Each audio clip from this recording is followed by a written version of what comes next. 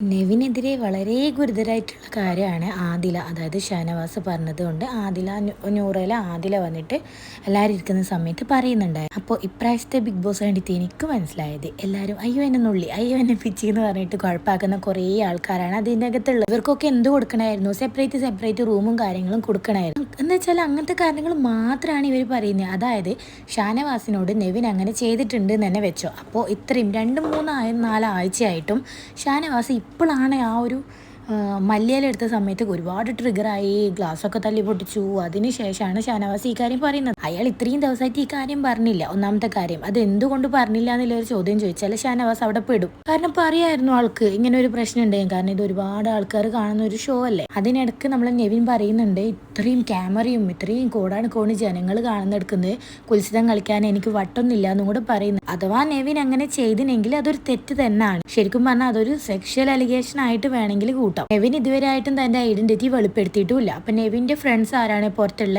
ജാൻമണിയും അതേപോലെ അഭിഷേകുമാണ്. അപ്പൊ ജാൻമണി പറയുന്നുണ്ട് നെവിൻ ഗേ ആണെന്ന്. പക്ഷെ നെവിൻ ഇതിനു മുന്നേ ഇൻസ്റ്റയിൽ ഒരു വീഡിയോ കണ്ടിട്ടുണ്ടായിരുന്നു, താനൊരു ഗേ ഒന്നല്ല, ഞാൻ എൻ്റെ ഇത് എന്താണെന്ന് ഞാൻ വെളിപ്പെടുത്തിയിട്ടില്ല എന്നൊക്കെ പറയുന്നുണ്ടായിരുന്നു. എന്നാലും ഇപ്രാവശ്യത്തെ ബിഗ് ബോസിൽ വന്ന എല്ലാ കണ്ടസ്റ്റന്റും ഇത്രയും ദിവസം അവിടെ പ്രശ്നം വന്നത് ഫുള്ള് കുൽസിതം പറഞ്ഞിട്ടാണ്. അതായത് അങ്ങനെ ചെയ്തു ഇങ്ങനെ ചെയ്തു, ഞാൻ അങ്ങനെ കണ്ടു, അനുമോളൊക്കെ അത് ഡെമോ കാണിക്കുന്നവരെ ഉണ്ടായിരുന്നു. ഇപ്പം കഴിഞ്ഞ എപ്പിസോഡിലാണെങ്കിൽ റെനയും അതേപോലെ തന്നെ ആര്യനും തമ്മിൽ ഒരു പ്രശ്നം നടന്നിട്ടുണ്ടായിരുന്നു.